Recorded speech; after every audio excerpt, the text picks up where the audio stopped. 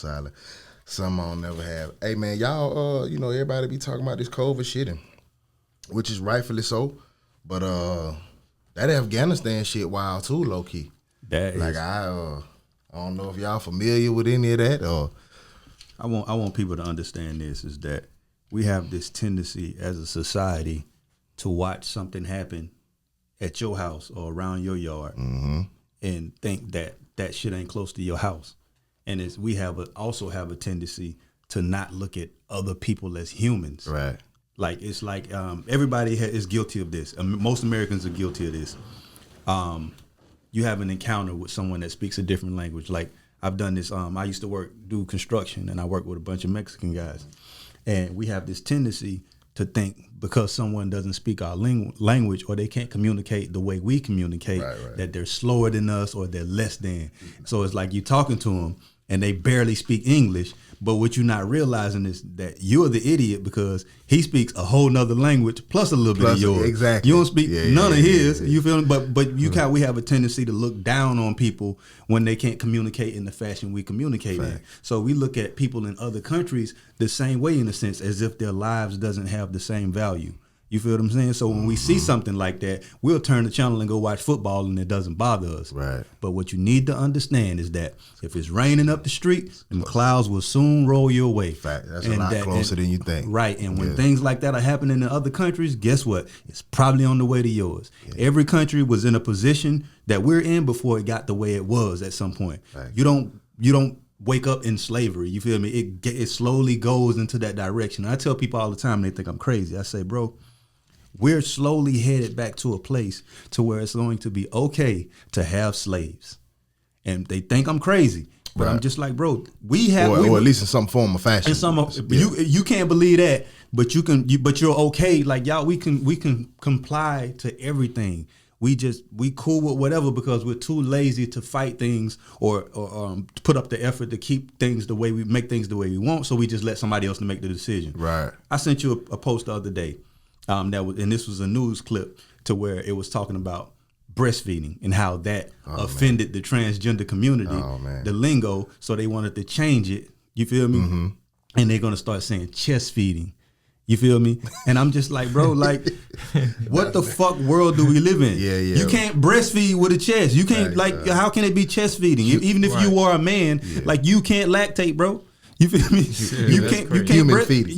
Human feeding, that's what it was. Chest feeding or human feeding. Right. And I'm just like, bro, we have to stop complying to wild shit like that, bro. That's how slavery came about. It was like one man said, hey man, I think it'll be a good idea that if somebody owes you a little money, they got to work for you until they pay it off. Yeah. And then they put you in a position to where you can never pay it off, so you forever work for them. So now this not called slavery yet. It's just called paying the debt. The language and how you word it makes a big difference. Right. So it's like you paying the debt. So you out there in your own damn mind too thinking, I'm just trying to pay Mr. Johnson back. Yeah. You feel me?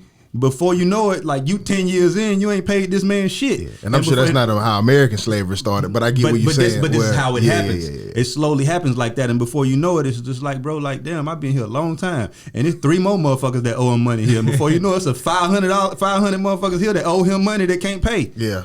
Slavery. Yeah. You feel what I'm saying? So it's the same thing with the prison system. We don't even see that as slavery. It's slavery. No, it is. It's slavery. You take people who owe a debt to society, and then you make them go. My thing is like, bro, and then you take them and you put them out and make them do free labor. Right. Like I've seen prisoners do work on private land. No, that's exactly what it is. Slavery. It's not kind of like it. It was literally the response to slavery. Right. When they freed slaves, mass incarceration started next. It's the only thing that was a difference, which I said previously, that slavery transferred from where a person could have slaves to now where the state can have slaves. Right. That's the only difference. Yeah, you forfeit your rights as a human when you go to prison. And the only thing that makes us accept it is the lingo. The way we are, bro, is that if you dress something up right, we cool with it. Like the president can, or somebody in power, anybody, you can say some wild shit, bro. But if you word it right, people can't be offended. But if you just come out and flat out say it, people are offended. We talk about this all the time, and I use this analogy all the time, how you can take a woman to dinner, right? And you dress wanting some pussy up with some dinner, some wine, and some conversation. Don't seem like tricking. And it don't seem like tricking. Mm-hmm. But the second you say, hey, man, I'm about to spend $300 on this shit tonight. I can just give you that money and we can go fuck. Right. How the fuck you trying me? Hell nah. Call me an Uber. Yeah. Like, what was the difference? Like, bitch, I could have just gave you the Uber money too. You need $325, but that make it better. The lingo, and how shit is presented to you. Yeah. We're cool with some fuck shit if it's presented to us the right way. Yeah. Right. We have to start peeling back the fucking onion to see, peeling back the layers to see, like, if there's some bullshit or not. But if a motherfucker dress it up right, we cool with it. And that's like watching these folks go through what they're going through, bro. That shit puts me in it's alarming. Yeah, it's alarming, bro. It's scary. It's crazy. Like a little sidebar. Just this had nothing to do with nothing. But when you say shit, you talk about the language thing, right? Right. Why do we talk slower when somebody can't understand our language? Like that helps. That's the funniest shit to me. Right. Like if somebody don't understand English, you say it slower. Like where are you going? Like bitch, they don't understand it fast or slow. Right. Right. What are you talking about? And that's my whole thing with like the fucking arrogance of Americans. Yeah. Only us do that. I don't believe they talk slowly in Spanish. No, they so say we it don't back understand. fast in Spanish. Right. Yeah, motherfucker. No hablo español. They don't slow it. They don't slow it down. It's like we slow. It's an arrogance thing. Like you dummy, can you understand this? And it's just like, nah, bitch, you can't. Like fast or slow. You insulting the motherfucker for real. Facts. Like, that's probably what they be thinking in their head like, too. bitch, I don't understand it slower, bitch. I don't know the words you saying. Motherfucker crazy. The shit is going on. Just to see them, I don't know whether that was an extraction attempt or whether that was just some Americans getting up out of there and they was like, hey, y'all, we can pack as many as we need to go. But that was a fucked up attempt. Whose ever idea that was, because them people, I guess they packed as many people as they could fit in that plane. Right. And then they had clearly a couple thousand, if I had to guess, extra people out there trying to get on the plane. Man, to the point where one dude was hanging onto the landing gear, man, and he failed. Do you see two of them?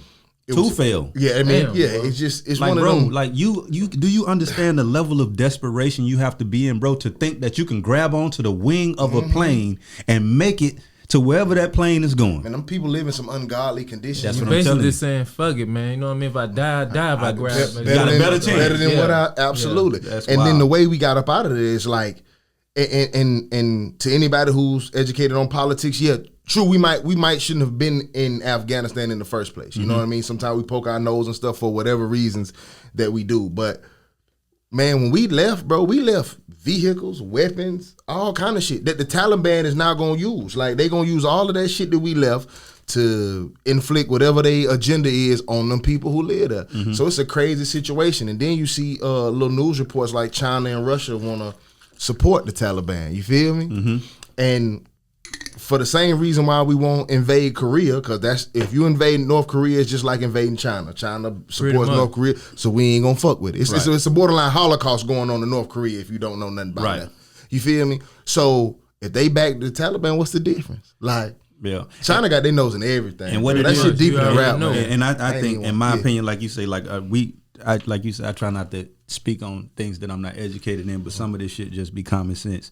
What it be, bro, is that like when the resources are gone, we gone. Right. That's how we rock. That's how our country rock. We gonna be wherever the resources at, and we gonna disguise it like we fuck with you, but we really there for them resources. Yeah. And when them folks stepped in and took that shit over, China was like, well, they got the resources. We gotta fuck with whoever got the dope. It's just like in the street. They the plug now. Taliban are the plug. We gotta fuck with the plug. It's funny how they fuck with everybody who don't fuck with us though. Absolutely. You know what I'm saying? China cool it just absolutely. like absolutely. They fuck with us. They fuck with us. It's just like anything else, bro. What's the bike movie? The biker show that was real good. Sons of Anarchy. If you watch that show, like everybody hated everybody, but everybody did business with everybody. Like the white bikers would sell bikes, dope to the black bikers, and everybody would sell to everybody because it was more about, they cared more about money than they did their hate for you or their dislike for you. And that's the way China operates. China's gonna fuck with whoever's spinning the bag, but when it come down to like who we really, really fucking with, is gonna be like, we still got enemies too. Right. And we'll fuck with our enemies a little bit, but when it come down to it, we gonna side with enemies with our enemies. Facts. So Well, to get off this, you know what I mean? I ain't want to start with nothing heavy. You know, I got a couple of random other little lighthearted topics, man. This is the Anxiety Issues Podcast. I am one half of this show, Adam 12 Taylor, here with my brother Boneface of Boneface Inc. And we got one of my big homies in the building, man. My big homie Black, somebody who I spend a lot of time just running ideas by in the gym, you know? No doubt. Yeah, absolutely, man. I've been educated on a lot of topics, man, dealing with you. Sometimes you don't know the kind of gems you drop on somebody and they use out in their everyday life. Appreciate that, bro. Yeah, absolutely. But before we get into your story, man, just something random, because I'm you know, I don't know if you watch the show or not. I'm random as fuck. Yeah, no and doubt. this lighthearted, man. So growing up as a kid, you know, I watched a lot of superhero movies. You know what I mean? And never once in my life did I think to myself, you know, do Bruce Banner like eating holes from the back? I never thought about that. I never thought about, you know, how Thor, if he like big booty bitches or skinny petite bitch. I never thought about the sexuality of my superhero. Right. So come to find out, a superhero decided to come out and give us his sexuality, you know, who Robin is, you know. I'm a big fan of villains, so I love the Joker. Joker's second best villain of all time. Okay. If you ask me, Who first? Nomak from Blade. Okay, but go ahead. You call Blade 2? If you haven't seen Blade 2, go watch it. My favorite villain of all time. I can give you his quotes, but I ain't gonna go nerd on you, right? Got you. Cool. So Robin is the sidekick of Batman, obviously, right? So come to find out that after a long day of fighting crime, that Robin might want some pussy or some boy booty. He bisexual. So I didn't know he had an ambidextrous dick. It's new to me. So how do y'all feel about y'all superheroes having sexualities? Is that a necessary? Why would that come out? Why is that a thing? It's the same thing I say on this podcast all the time, bro. Your sexual preference should be private, and it shouldn't be. It just should be private. Right. And if it's something that, like, if you and your girl out and y'all just happen to do some PDA, you want to give your girl a kiss, that's your goddamn business. Right. If you're out with your boyfriend and you just want to give him a kiss, do your thing. But my thing is, like, that shouldn't be something that we force on people or promote. Like, I don't have to promote that I'm straight. Right. You don't have to promote that you're gay. And that's my issue with the gay community is that, like, bro, we accept y'all now. That's cool. The society accepts you. Yeah. You don't have to keep promoting it and forcing it like it's a thing, bro. Like, hey, I'm gay. You offended when I say, hey, I'm not. Right. You feel me? Like a gay person can say, I'm gay and I'm proud, right? Mm-hmm. But everybody's offended if I come out and say, I ain't fucking with that gay shit. I'm straight and I'm proud. It's just like now, you feel me? I'm homophobic, I'm transphobic, and all this extra shit. No, I just don't fuck with it. But to be politically correct, he's bisexual. There's no such thing as a bisexual man. We know that. Yeah, Robin is gay. Just say Robin gay and be done with it. And my thing is, why the fuck is my cartoon character, who you made up and you control the narrative, what made you just feel like I need him to be gay? He's a made up nigga. And I understand that people want representation and shit, bro. But some things don't, like, in my living room with my children, bro, that's not any we don't need representation in fucking children's cartoons. Right. You feel what I'm saying? Like, bro, let these folks grow up, like you say. Whatever sexuality you are, you believe that it's a natural thing, right? Let it naturally occur. You don't have to promote it. You don't have to push it. We don't need to know who in the cartoons, bro. We don't even need to talk. We hadn't even made it to a level to where we discussing sex yet. You feel me? Like when sex education was like 8th grade, when you finally went to a class the way they started teaching you about the birds and the bees. Bro, why am I 6 and my character's already gay? You're not even sexually, like. And what they would say is, it just devil's advocate. What they would say Tell me what they would say. That Superman had Lois Lane. Even though we didn't watch them fucking as a kid, you not subconsciously thinking about Superman fucking. Right. You saw him kiss Lois Lane. You know what I mean? Peter Parker had the Mary Jane. Yeah, Mary Jane. Right, you know what I mean? Like, so we saw, like, we're not sexualizing it at all, but I guess we saw it. So I guess they want a superhero that might say today and kiss Brian. And and my thing is this, to be on the flip side of that, what people need to understand is this. And I'm going to say this. Bro, naturally and by nature's standard, heterosexual is normal. You feel me? It's a trigger word. I don't give a fuck if it's a trigger word. It's the truth. Normal is a trigger though, brother. It's how, if you were to go and say, if you go look, all right, for anybody who claims they're a Christian or in church, right? Oh, they're not gonna argue with you. If you go to your book, yeah, they're not gonna. But there's a lot of gay people in church too. If you go to your book, right? Not my book, not my opinion. Your book says it was made to be this way. This is what I created it for. Right. Like we talk like guns were created to protect people, right? They're not always used for that. Correct. They're used for they're used to rob banks, they used to do evil and good.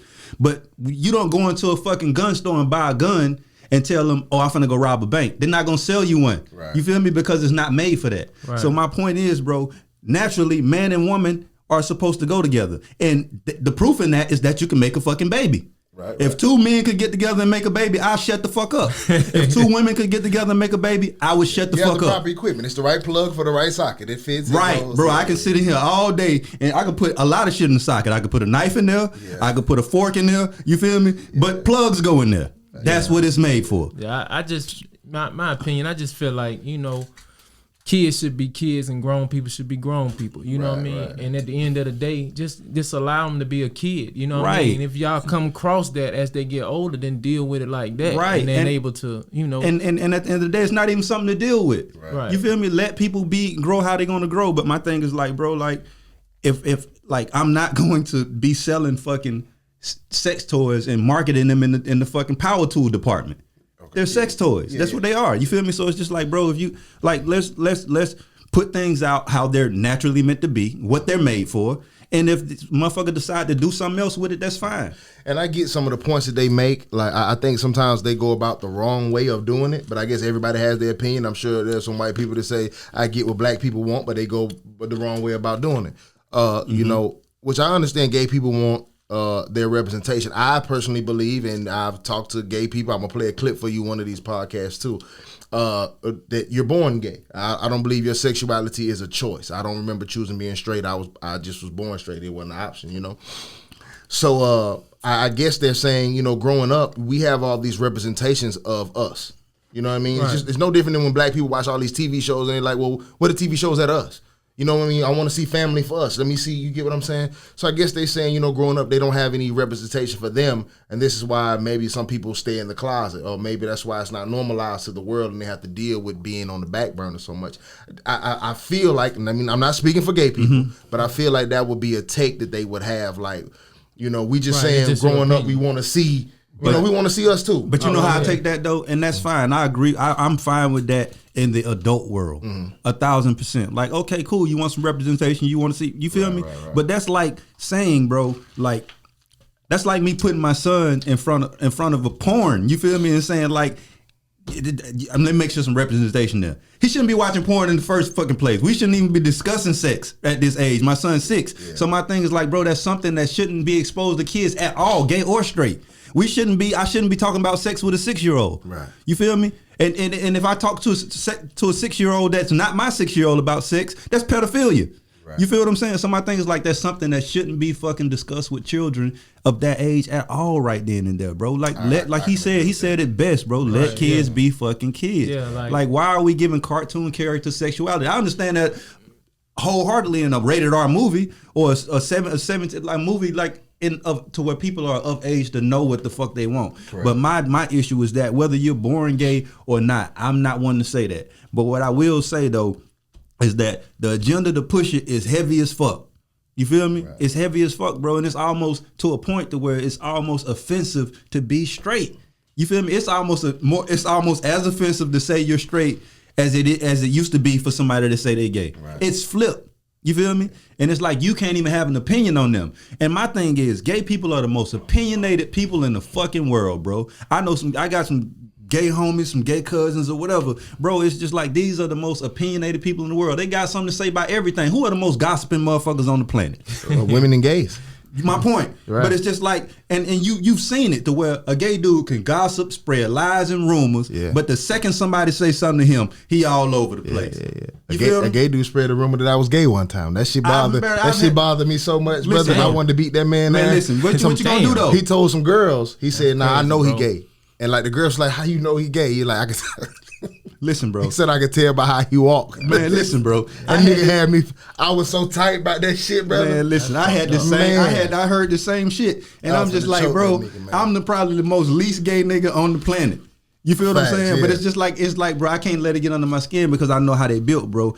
Gay men, bro, their tongues are deadlier than women's tongues, and you know how slick and deadly a woman's tongue is. Yeah. I can't even get into it with no gay dude. I can't argue with you. So many jokes. What I'm gonna pull off that comment, but I'm gonna leave it alone. But what am I gonna do?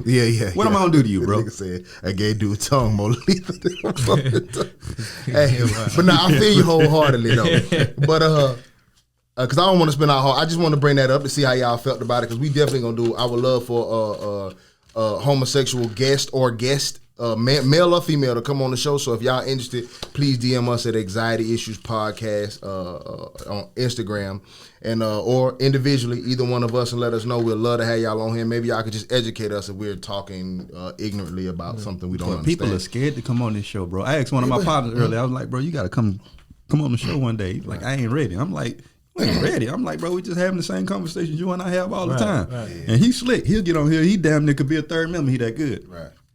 And we same way me and you sitting there on the couch and debate for hours. Yeah. He the same way. He's like, I ain't ready. I'm like, all right, cool. I said, well, you can just come sit in one day and fill it out, see how you do. He was like, yeah, man, I don't know, man. I said, bro, you ain't coming on Ellen, bitch.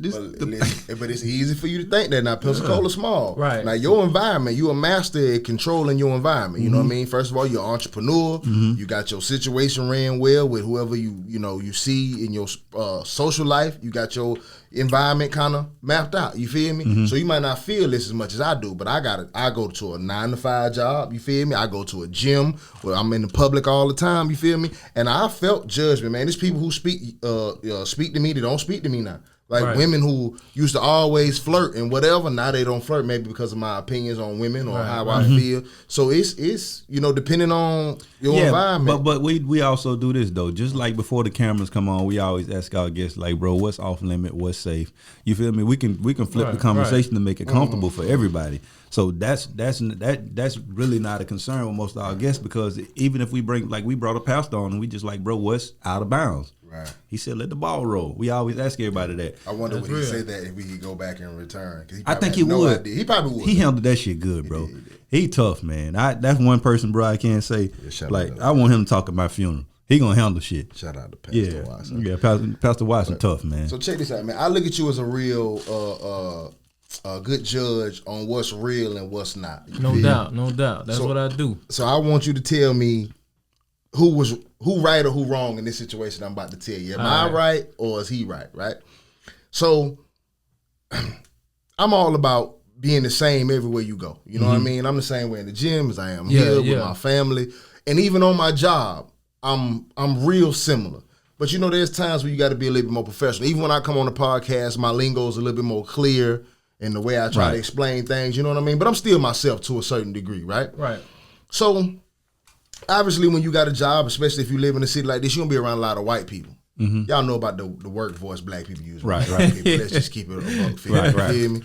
So cool. So, I go to this particular place, and there's a lot of white people there. I walk in this building. I'm only there for about 10 minutes, right? Okay. So I come across this other black dude. He see me all the time. You know what I mean? Yeah. But when I walk in there, that nigga is himself. Like, that nigga talks to me in our, you know how you see another black person and he be so happy to see another black person that we could just be ourselves? Right. But I ain't trying to be that myself right now. Right. He see me and say, oh man, what's going on with your big dog? Boy, good to see you. Boy, you can check out that ESTG. I'm like, you like, nigga, bro, chill. Not right now. Right. You feel me? Right. It's a time and place for that. Yeah, so he caught me off guard the other day. Like, I was just having a long day. I'm ready to get home. I got a lot of shit going on, right?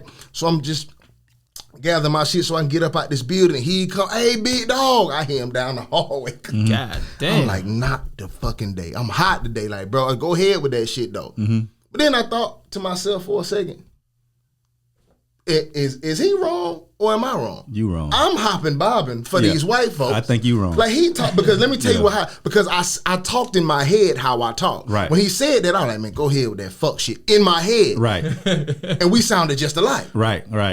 So it's like, well, who being real and who being fake here? Right. Am I right for feeling like it's a time and a place? Or is he right for being like, dog, I know how we are, let's just be us in front of them? Man, my opinion on that, right? You got some dudes that just straight street every day, all day, 24/7. You know what I mean? And you got some dudes can turn it off. Like, you know what I mean? Like, me, I'm gonna turn it off because I wouldn't want them just looking at me like, cause it's already a look anyway. You know what I mean? For certain stuff. So I turn it off. But you gotta know who you dealing with too, though. Right. Like if this guy over time, you know, like who you can take around and who gonna not change their style up. You know what I mean?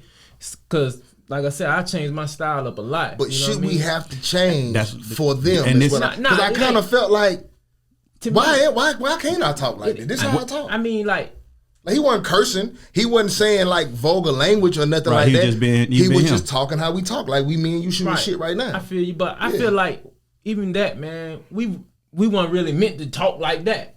Right, but also devil's advocate, who say we meant to talk like them? Exactly, that's their language. Yeah, I mean, like you know, like with more respect. You know what I'm saying? Right. You feel me? Like as a black man, that's what I feel like kind of like got up on like more respect. You know what I'm saying? Right. Yeah, I think it's this, man. It goes back to what I said at the beginning of the conversation when I said when somebody don't speak your language, you look at them crazy, and that's this case. Yeah, it's just like white folks look at us crazy because we don't speak their language, and that's an arrogance.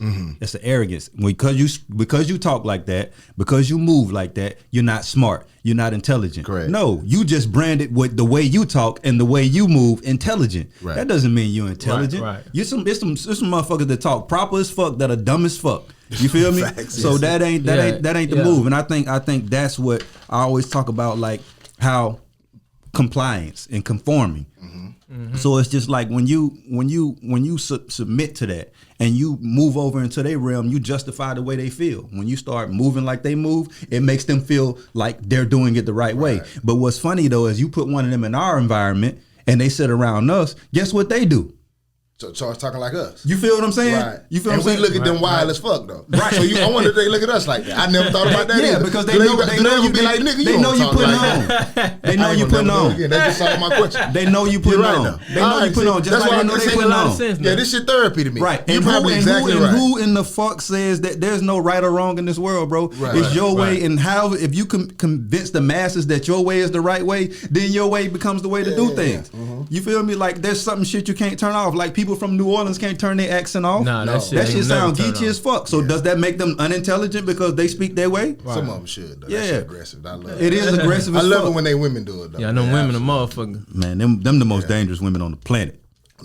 New Orleans women, yeah. Man, they nice and they good. They seem entertaining. New Orleans one of the places, man. Dangerous. That shit dangerous as a motherfucker. But we shouldn't flip. We got to stop doing that, bro. We had this conversation when Big Bone was on and we did the Why Do Men Cheat episode, and I was talking about why is a suit the business attire to go get a job. And you said because it's they shit. You feel what I'm saying? Yeah. And that's cool. You feel me? That's they shit. So I can understand why your side to why you would want to like tone that shit down because you working for these folks. Right. You feel what I'm saying? And if it was your job that you own and he was speaking like that, you'd be fine with it. Yeah. But at some point we have to like it's like once we stop conforming and doing shit the way they wanted to do, they'll start accepting us the way we come. Right. Yeah. And in that instance, and the reason why I actually, I had these moments in my head, I just thought when I corrected myself, I thought it was funny because I was mad at him. But then I'm like, you starting being mad at yourself for what? Like if he had said that to me anywhere else, it'd have been cool as fuck. Right. I'm the one in here really shucking and jiving. Right. I'm the one in here really bullshit. Right. Which is cool if that's what I choose to do to get through my day and stay under the radar because I understand it will come with that. Right. When you go to these jobs, if you are yourself, that's cool, but I'm around most of them. So when you go to work, bro, you just trying to clock in and clock the fuck out. That's for most black people. You feel me? Right. White people go there and they be team players and they become a part of the system and they live, eat, and breathe that shit from time to time. We just trying to clock in and go the fuck home and be ourselves, you know? Sure. So if you come up with a system to get you in and out of work, handle your system. You feel me? And that's what he was interrupting, my system that I had. You feel me? Right. But I caught myself being mad at him for just being black. And I'm just like, nah, damn, that's a condition, man. I done learned this shit. That's an American society condition that I done fucked around and mad at my own people for just being people. But it's so dope when somebody that's what makes people solid, bro, is when you know how to like check yourself and you know how to step back and take and see yourself from outside yourself and understand that like, bro, I was tripping. Yeah. So that accountability is a motherfucker, bro. Yeah. And that's what makes people solid. Scared to hold that. Right. And it's dope that you were able to like step outside and just see that like, damn, bro, I'm really tripping. Like, I'm tripping. Like, you feel me? Like, because most people will stand on that And you can't tell them they was wrong in that situation. Or you can't, they'll never check themselves. They just be looking at him like he ain't shit. And I'm like, bro, that's how they look at us, all of us. You think because you talking proper, they don't see you that way. They see you just like they see him. You might as well be yourself. That's a fact. Yeah, they don't see y'all no different. And shit. Now one of y'all coming to dinner. No, absolutely not. Even though I don't want to eat and dinner, neither one of them can date your daughter. It ain't season. But yeah, absolutely. But speaking of accountability, and we're going to get into what I brought my homie on here for, was the topic is, just the myths in the street. But before we get into that, I do have a side note, something else that bothered me this week. So I'm going to get into that too, though. And y'all can please chime in. This ain't just me ranting.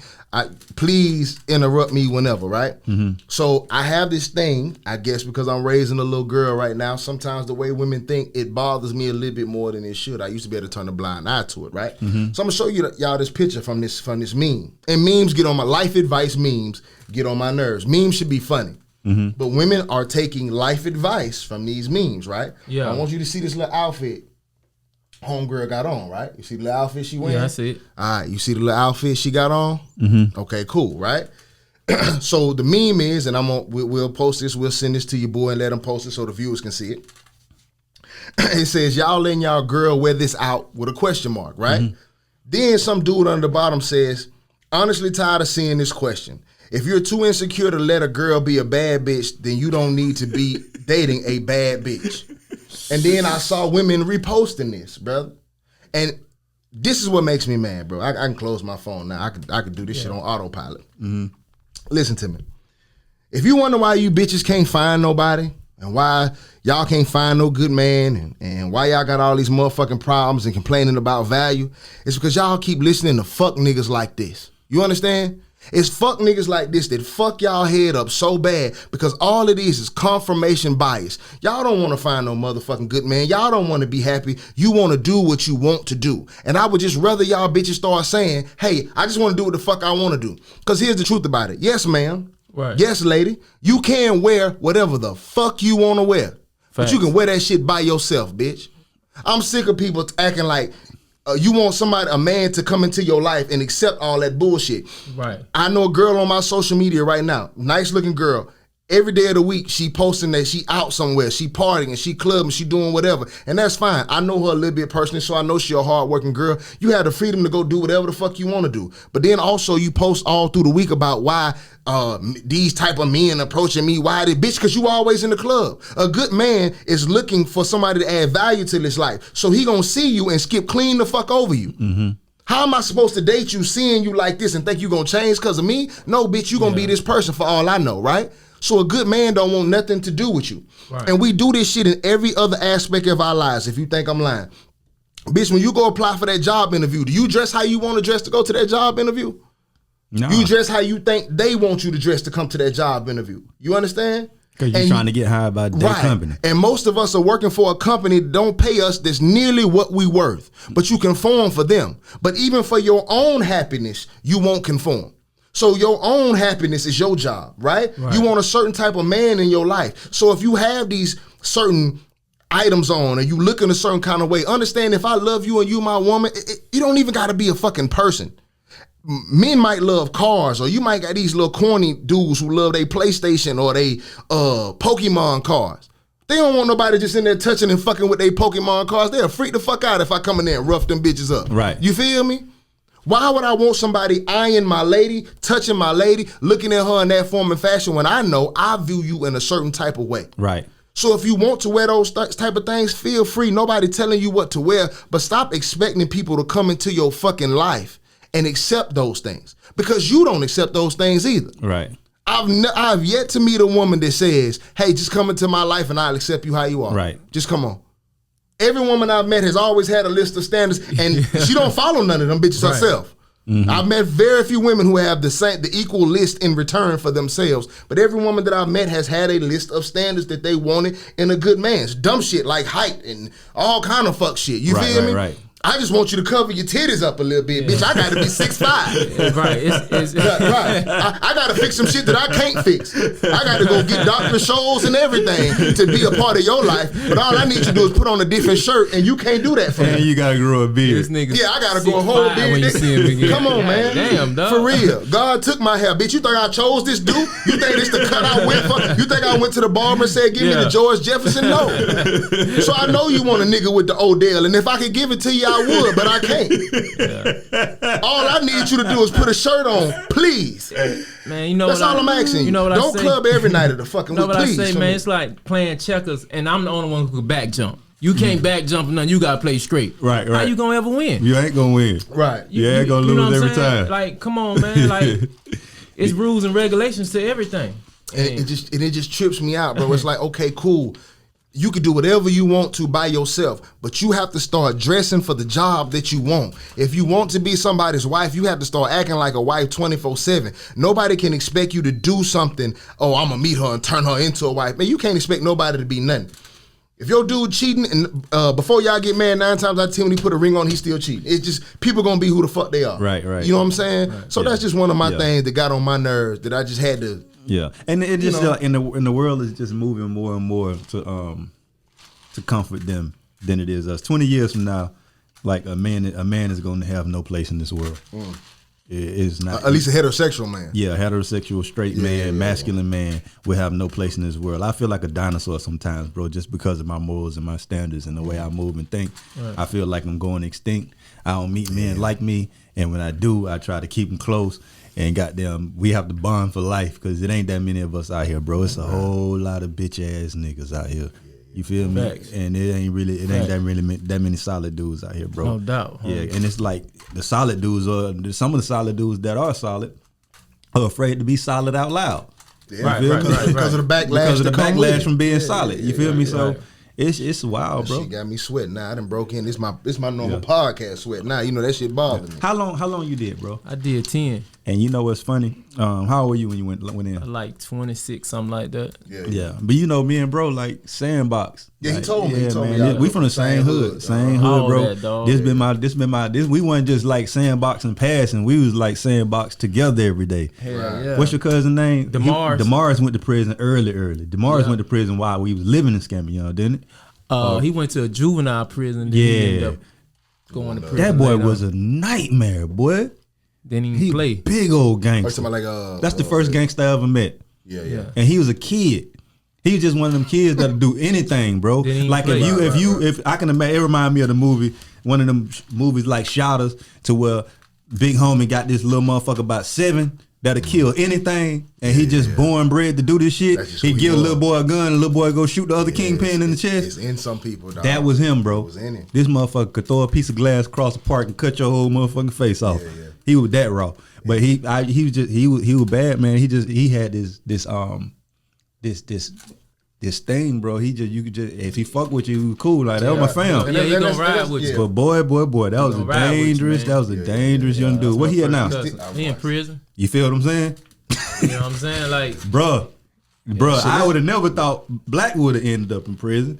Yeah, you feel me? But I knew the road to Mars. I knew where he was going. Let's get into Mars it. is a wild motherfucker, man. Yeah, but this is my dog from Sandbox. Like my daddy goddamn coach him like real shit. Yeah, like my dog, bro. Till I moved. He told me So when you told me you had him coming on, I was happy. And I will say this too, though. What make bro special is that I knew when you gravitated to him. I already knew, bro. One of the most, like, he reminded me of my partner Carlos that worked here for me, the tattoo. That been my dog for a long time. I can't recall ever getting in an argument with Carlos. I ain't never seen Carlos raise his voice. I ain't never heard nobody say they ain't like Carlos. It's just like he one of them people that's so fucking like, if you say you don't like him, I got a problem with you. Something wrong with you. He one of these people, like, bro, one of the most solid people you gonna meet. Got the best heart in the world. Give you the shirt off his back. You feel me? Bro, I can guarantee you, bro probably got out of prison helping people that you feel me? When he ain't have shit. Carlos. Him. Oh, yeah. Facts. Yeah. I can guarantee you he would help motherfuckers that didn't send him shit and he ain't have shit. Didn't have a motherfucking thing. He told me a lot of his story, and that shit was crazy, bro. Like, damn. Let's get into it from the beginning though, because I asked you, before we came on, anything off limits. And Nah, never that. Yeah, we edit, we whatever. So anything, we can always go back. But yeah, no doubt. It's all good, homie. 26, huh? That's 26 when you went in. Yeah, 26. Right. So, do you mind saying what you went in for? Oh, firearms. You know what I mean? I got caught with 2 heaters. Yeah. You know what I mean? And then that was, I imagine that wasn't first offense or? Well, what happened was I got caught one time. Yeah. So I bonded out and copped another one. You know what I'm saying? And then that's when they was like, nah, man, come here, man. You tripping. You know what I mean? Yeah. And I just, had to go do that time. You feel me? And they gave you 10? Yeah, 10 straight up. And the pause that what's crazy is, bro, is that you get caught. You ain't shoot at nobody. Right. You ain't fire no gun. You got caught with a gun twice, right? Mm-hmm. A motherfucker can get caught touching a baby twice and get probation and be out in 2-3 do a little time, be out 2-3 years with some probation. And that, like, bro, come on, man. That's insane, bro. That shit was crazy, but that's man. when they was dishing out time to us like it wasn't shit. Like, around that era, it was so many people, like, getting fucked up, like, getting time. Yeah. You know what I'm saying? And I, unfortunately, I was one of the ones, you know what I mean? Yeah. But I learned. So I learn a lot of shit, though. Give me the feeling, man. And I want to address this because a lot of people, they either living their life now and they haven't been through this. Most of the people who watch this show haven't been through what you've been through. You feel me? Right. So what's that feeling like when they announce the 10 years? When the judge say, just like, a motherfucker tell you 120 months. They don't like 10 years. Right, you like, over there adding that shit up like 120 months? What the fuck? They ain't that much. They ain't that bad. That's why they do it, though. That's why they do it, too, though. Right, you feel me? So I'm like, damn, man, you know what I mean? At first, I go back to the cell, to the holding cell. I'm like, damn, man, I just got 120 months, dog. The fuck? You feel what I'm saying? Mm-hmm.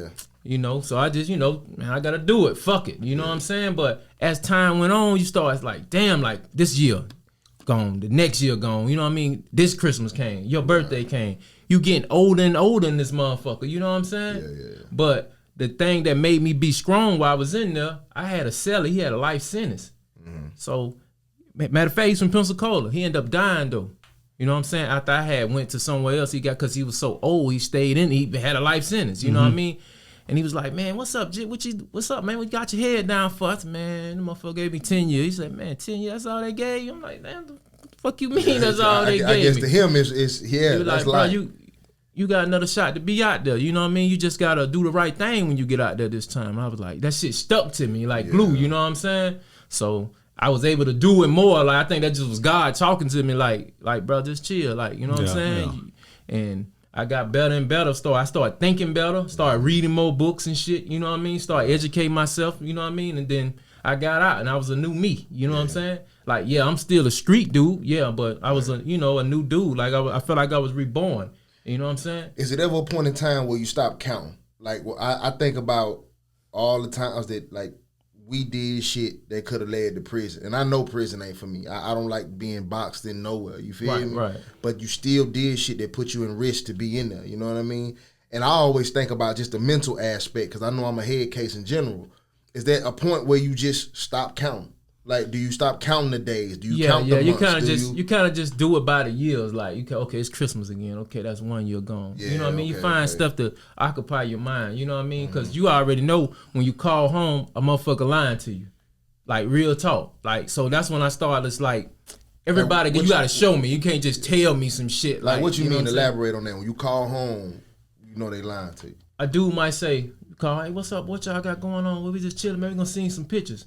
Now you really waiting for those pictures because that's all you got. And it was easy for them to say that shit and pass it like it wasn't nothing. Right, like you invited me to a lie. Like, you feel what I'm saying? So I'm like, all right, so dude don't send it. So like, God damn.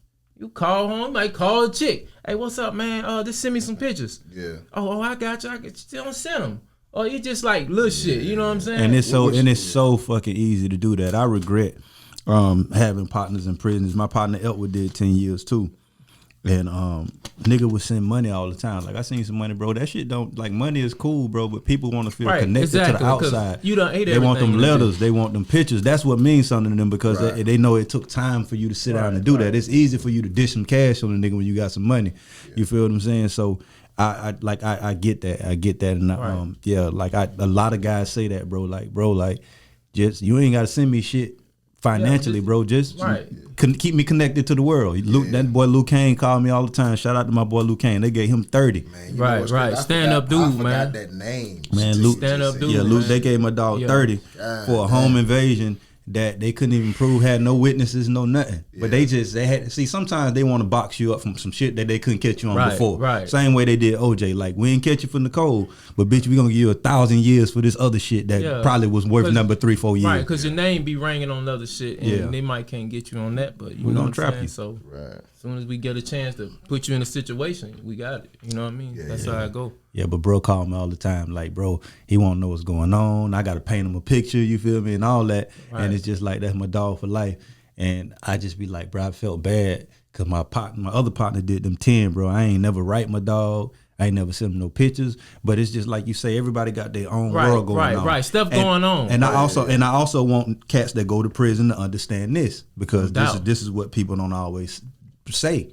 Is that, bro, when you was out here kingpinning and you had $2-3 million, I didn't benefit from none of that. Right. I didn't get none of that money. Right. I didn't get none of that pussy. Yeah. I didn't get none of that. You feel me? So when you go to jail for what you went for the shit that you doing, and I don't fucking write you, and I don't fucking send you nothing, don't be mad at me. Right. Sure, I should. And it would be nice to, but if I don't, that's not my responsibility. You also should have put me on when you was up. Right. And that wasn't your. So when I was broke, that wasn't your responsibility. You feel me? I didn't get to ride in them cars. I didn't get the benefit from none of that. I used to say it all the time, bro. If I'm out here selling oranges and you ain't out here with me and I get my check from them oranges, you don't get to spend none of that orange money. Nah, that's a fact. You feel me? So it's the same thing, bro. When you get locked up for some wild shit you do, bro, you did that. Yeah. We didn't do that. Right. I'm your dog and I'm going to be here for you and I'm going to send you some change and shit. But, bro, like, I'm not going to alter my life because you fucked your life up. You feel what I'm saying? But so that's the flip side of that. Right, but just sending a dude something that still count as a real dude. Like, dude, you know, you get checked off for that. Yeah. Like, you sending a dude something. Right. None of my dogs ain't never been broken though. You letting them know that, hey man, I'm still here. My man ain't got time to do this other stuff, but I'm doing something. You know, and that count. You just ain't leave him out there. You know what I mean? And that's trill. Right. You know I ain't never had one of my partners starve. I send you money all day long, bro. But like, my life been crazy out here too. You feel me? Like you in there goddamn fighting the battle. I'm out here fighting one. Right. Nah, that's the craziest thing. You say you counted like shit like Christmases, and I remember a conversation you had with me that was that stuck with me too though. You said like, you know, you see the toughest dudes in prison on the phone crying on holidays. Yeah, man. Like, you know what I'm saying? They kids, man. They realize like, damn, man, I left my son out there, man. I done had dudes, man. These dudes real head busters, dog. And they certified for real. None of this flag and shit that they doing out here, playing, taking pictures and putting quotes over their head like they this and that and all that. These dudes were certified. These dudes in magazines, fed magazines and stuff, man. And they'll tell you if they could have did it, they'd have did it all over again. Like, not that, but like did it the right way. Right, you know what I'm saying?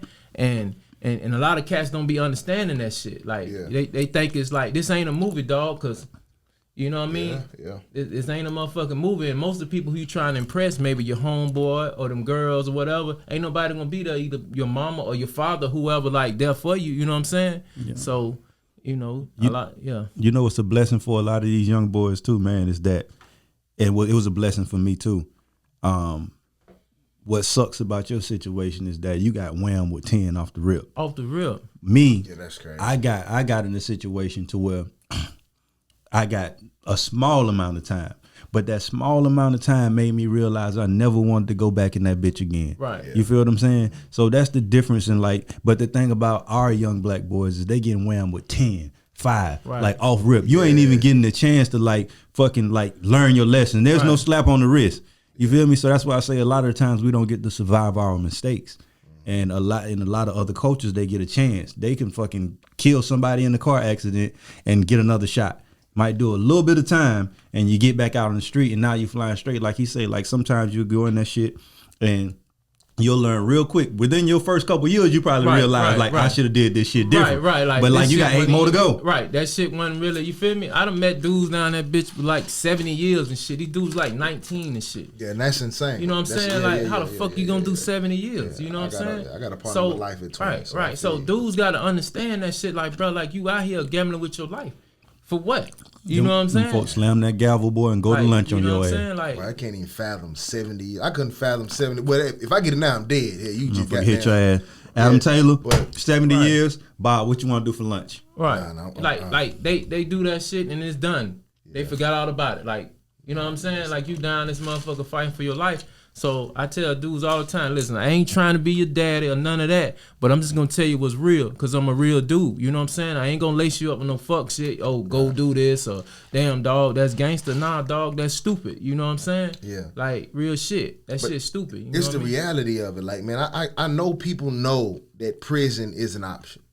I know people know that death is an option. You feel me? Right. And you'll never get to talk to nobody who died, obviously, right? Right. So you don't get to ask them, was it worth it? You get what I'm saying? But somebody who been in a situation like you said, you know somebody who in there 19 and got 70 years, you feel me? And the way niggas be thugging and the way people crash out nowadays, it's like, bro, can you fathom 70 years in one place? Like you can't go, no, brother, you here. Like if you locked me in this room and told me you here for 70 years, I would freak the fuck out. And this probably ain't nothing like prison. Nah. But I would lose my fucking mind. There's no way you can lock me in for 70 years. You feel me? Right. So to fathom that, and whatever you did it for, 9 times out of 10 it wasn't about no worth it. No, absolutely not. 19 years old. Right. This, and I tell people all the time, it's not a gangster thing. Violence has played a place in human life throughout history. You feel me? But it's normally over money and power, like serious money, serious power, like kings and wars and shit like that. Right. And it's usually a situation where you had to kill or you would die. Right. So when I see people doing it, it's like, okay, all I want to know is what you did it for. Right. Make it worth. Let me hear what you did it for. Right. Nigga owe you 100 bands. Oh, you killed him. Even though you got caught, 100 bands ain't worth it. But I kind of get it. You get what I'm saying? Right. It ain't worth it still your whole life, but I kind of get it. Man, these niggas be doing this shit and it ain't nothing behind it. A bitch be behind it. It'd be a chick told you something about something. Or it'd be a motherfucker that robbed the goddamn fast food restaurant and had them $500 in the register. Like, what are you doing, bro? Man. If you gonna crash out, boy, crash out big. Rob a bank. Go hit the bank. Right. Go hit the bank. Go hit the Rob a kingpin. Hit the Brinks truck. Do some wild shit. Right. Yeah, don't go out here on no petty shit and go to prison for 70 years. It really costs. I mean, like, literally, man, dudes don't understand. It really costs to go to jail. It costs to be in prison. You know what I'm saying? Like, for a good representation of a lawyer, you're going to at least, 8-9 grand. Yeah. I'm saying just like on some minor shit, state shit, and you talking about Fed shit. You talking about 40 and 50,000. You know what I'm saying, for a lawyer. And they don't be having it. And listen, and dudes was down that motherfucker with forever, and then paid all that money and still got forever. Yeah, you see what I'm saying? So, and cause that's a certain situation right there. You dealing with the government, motherfucker. It ain't the money. It's like who you know now. Right. You see what I'm saying? And the most dudes don't know nobody around just on their block. Like, you feel me? Like, you only know Lil Ricky or some shit. Like, who the fuck is that? But you gotta know some high level motherfuckers when you dealing with them. Yeah. You know what I'm saying? So tell me how this play out. You know how the little, I guess, hierarchy set up in prison, right? I just want to know about like mentalities. Like I see people out here, don't nobody want to fight nowadays. Everybody killers. Everybody strapped, everybody catching bodies. That's, the myth, right? Cool. In prison ain't none of that though. I mean, I'm sure you can make, little weapons and shit like that, but for the most part, ain't got no. It's only some hand-to-hand combat if it's an issue in there, right? Most definitely. So how does that work? The cats that come in who never fought nothing, never did nothing. Now they away from they choice of weapon. Like how does that behavior transfer in prison? Because in here you gotta get you know what I'm saying? You can't reach for nothing. You can't go get nothing. Yeah, a lot of them dudes, they gonna have to tone down like immediately. Once they see, like where I was in Coleman 1 penitentiary, you know what I'm saying? What that's located? That's like around like the Orlando area. Okay. You Google that shit gonna say a whole bunch of shit. Yeah. That shit ain't no regular prison. This shit is a wall all the way up. You don't see nothing but sky. You don't see a car going by. So it was like 8 years before I even seen a fucking car. You see what I'm saying? That's just me now. You got dudes in this motherfucker that was in this bitch for 20 and 30 years. This 15 at least, like at the most, I say like 15. Motherfucker get out and see a new body style. Listen, and lose his motherfucking mind. Dog, this they world. You feel what I'm saying? So you gotta watch where you sit at. You gotta do all that shit. But for the cats that was coming in that's on that, it's a whole nother generation. They already know what y'all is, cause they know. They know that y'all different. You know what I'm saying? Cause you can see the swag and the words that everybody use. I was like, this one of these motherfuckers right here. I can't wait till this motherfucker say something. I done had cats came to me and these cats were straight head busters. They be like, yo, Black, I don't like him. I'm like, God damn, what's up, man? Why you don't like, man? Fuck that. As soon as he jump out there, I got him. Just because you can feel his energy, you know. Yeah, because the laws that they raised under, right? You know what I'm saying? They kind of like it's been tweaked, so it's kind of like okay, y'all think y'all ain't gotta live by these OG laws. Wolf tickets get cashed in prison, though. Yeah, see, you gotta deal with and that. that's what the OG system stands firm. The OG system ain't in the streets no more, but in that prison, OG system stands firm. Yeah, that shit 100. Like you know what I'm saying? You gonna all that bullshit. You feel me? So you gonna respect them OG? Yeah. You gonna respect everything. Like you know what I'm saying? Like you can't even sit certain places. Like them motherfuckers got like a Texas table, a fucking Crip table, a Blood table, a fucking GD table. You know what I'm saying? So I be hearing dudes like, you know, and I ain't trying to discredit them, but I'm just being real. I be hearing, I'm gangs and all that. Hey man, when you meet these real gang members, cause you know I was in there with them, and they like, oh, what's up, Florida? They just they cool with me just cause I'm from Florida. I'm not trying to be from California or acting like I'm in a gang from out there. You know what I'm saying? So you got to know that literature when you meet these dudes.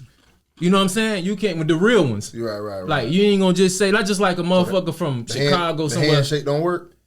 I mean, it's other shit you got. There's other shit you got to know. You see what I'm saying? Like. You can watch LeBron them do a fucking handshake and know that. But they ask you, hey man, what's behind this handshake? Right. What started this handshake? Right. You know what I'm saying? Who's the founder of this handshake? Yeah. Oh, you don't the know. Shit that you skipped. And you just said you was a blood. Right. So the set you and your homeboy started don't mean nothing in that motherfucker. Right. So now they gonna beat your ass in there. Mm-hmm. Like real talk. Your ass gonna get whooped in that motherfucker for false claiming. And I be seeing that shit and you know what I'm saying? I be like, man, these dudes, when they run across these real gang members, dog, it's gonna be real trouble. How long it took you before you had some smoke when you got in there? Well, let me see. I was in there for like 5 years. Before you had any smoke? Right. You tough, boy. Like. Yeah, that's smooth. That let you know you solid. Your energy different. I, you know what I'm saying? Once I came through the dudes, like, okay, dude, official, he's straight. You know what I'm saying? Right.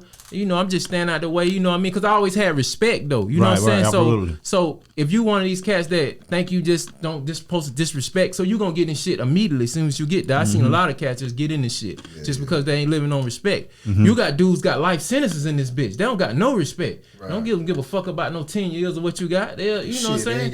You can't give me no more time. Right. So I can't get no more time. Right. So but in the sense of that, if you got respect, dudes love you. Right. Like, cause that's all you got in there. Right. So if you one of them dudes like, yo, Black straight, man, you know what I'm saying? Yeah, and they can feel that. And I'm sure they can feel it. Like when you walk through the doors, like there's people have energy, bro. We can put 5 people in the room and nobody say nothing, and you can read energy. You can tell who. You can be like, this motherfucker, just the way he move, his mannerism. You be like, this nigga arrogant as fuck. Right. Or this buddy cool as fuck. Yeah. So you got that calming spirit. So that's why I asked how long it took for you to have any smoke, and it had to be some real extra shit. What happened is in the feds, right? Like a dude think you telling, they call you hot. You see what I'm saying? So this dude from Fort Lauderdale, he called one of my dogs from Jacksonville hot. Like he hot. I'm like, man, dude ain't hot, man. Yeah. So this a big ass thing now. Right. Man, once you say that, like that mean buddy telling. Yeah, man, bro, like you can dudes will hurt you. You can almost die in this shit for that shit. Right. So I'm like, dude ain't hot. So we always like 400 Florida dudes. We on the yard. They talking about this shit. So he like, okay, dude, just pull your paperwork out so people know he pulled this shit out. He want hot. It's politicking about this shit. I'm in the middle of this shit. Like, you feel me? I'm like, nah, man, this dude he ain't fucked up. He in our unit. Cause I'm actually in fucking D unit. Like it's like through alphabet. Right. Like I'm in really D block for real. Right. You know what I'm saying? Right. Like and them dudes was living on that shit for real. Like our block, they ain't accept hot dudes in there like that. You feel what I'm saying? Like you couldn't be that. In our block. Yeah. You know what I'm saying? That was just a bond we had because you had dudes from California, Jersey, everywhere in that motherfucker. Florida. Hey man, if you you ain't coming in here. This is what we rocking on in here. You can't touch the TV. You can't do none of that shit. You see what I'm saying? So too many rules in prison, man. So, I know I'm gonna get this shit though. I know. I'm like the first week. I know I'm into it the first week. You know what I'm saying? So, bro, like we on the yard, like I'm like, hey, yo, man, dude ain't. You know what I'm saying? That he ain't that. You feel me? So the next day, matter of fact, I'm in there with some the Warrington dudes. You know what I'm saying? So they like, hey, man, you gotta fade my homie on that. Yeah. Well, I'm ready to fade this dude. You know, we go in the bathroom, do a little tall, slim dude. You know what I'm saying? I beat his ass. You know what I'm saying? I ain't think I had it in me though. You feel me? I'm like, shit. You gonna find out. Yeah. At the end of the day, you got to find out. Yeah. We end up, you know, we was straight. We got straight out the way because we was from Florida. You know, we got straight, and you know that's what it was. You get your ass beat, you damn sure you will be straight. But that's normally how it go, man. The more people fought, like they would realize, man, like the little differences y'all be having. It ain't even really that. And you got in some smoke by somebody else. It wasn't even your smoke. Right. You just defended somebody. Because the dude was solid. You know what I'm saying? And and that's how I am. Like, I know you solid. I'm stepping in the front of a, hey, hold up, man. Yeah. Dude ain't that. So I can't let a dude, you know what I'm saying? But these guys out here, man, they just scared to lose a fight, dog. And you know what I mean? You can lose a fight. It's absolutely okay to lose a fight, bro. Yeah. But to their credit, I'm gonna say this though, bro. When we used to fight in the projects or wherever we did when we was kids, bro, the fight was left right there. That's it. There's no documentation of no fight I got in this Scamium. Not no wins, not no losses. I won some, lost some, but there's no documentation of it. Right. But when these kids get in fights now, bro, it never ends. They get in fight now, somebody pull out their phone and record it, and it's constantly replayed. Your ass whooping it, you reliving it every day. You feel me? So it's like it's hard to escape that, and that shit fucks with you mentally. That's why I say, bro, we live in a society that's not natural. Right. Animals get into it in the wild, and that shit be over. Like, but bro, you gotta replay this ass whooping, and you gotta new and it's new every day, because not only do you gotta replay it, there's a different audience that chimes in on it. And that's why I could understand when I had that YouTube clip floating around with the white chick. I can understand her frustration, because every time she heals from it, it resurfaces, and there's a new batch of motherfuckers that got something to say to you. You just had to deal with 300,000 motherfuckers on your ass, and you got a new 300,000 this time. Right. So that's something that people can't live down. That's why motherfuckers don't want to fight, because it's like, damn, I could lose this. If I win, I'm on the good side. You feel me? So when that clip surfaces, it's like, that's good for me. Yeah. But it's horrible for the person on the other end of that. We got to understand that these kids live in a different time than us, so we can't judge them on our principles and our morals because they raised in a different time. They dealing with different stresses and different shit. And believe it or not, we like to think that they have shit easier and they should be less pressed, bro, but they actually got shit harder because their whole life is lived in front of the world. We got to do we got to have do fuck shit and have fuck nigga moments in the dark that nobody knew about. You feel what I'm saying? Bro, I know some motherfuckers that was hunching boys and all kinds of shit when they were little, and they big gangsters now. You feel what I'm saying? But it's like, that's not documented. But if that shit happens now, you never live it down. You got to go over to the alphabet community. Forever. That's wild as fuck, though. Man, listen, whatever point in time, if I ever know you was hunching the boy, don't come around me. Listen, bro, it happened. It happened, bro. I believe it happened. That was a thing, bro. That was a thing. So it's just like, I'm just saying, calm that gangster around when you come around me. I've seen you hunch boys. But the thing about it, though, you probably having conversation with one of these dudes and think they like that. As long as I don't know, and I know, and I just be like, but it's not for me to tell. But it's just like, yeah, bro, I know he a weirdo. You know what I'm saying? Like, it ain't. Bro, they living their life in front of the world, bro. We don't have to deal with that. No doubt, bro. But on the cool, and no disrespect to nobody in prison, but this is me. This is why I know. This is why I know it's not for me. No, I'm talking about this. What I'm about to say. This is how I know it's not for me.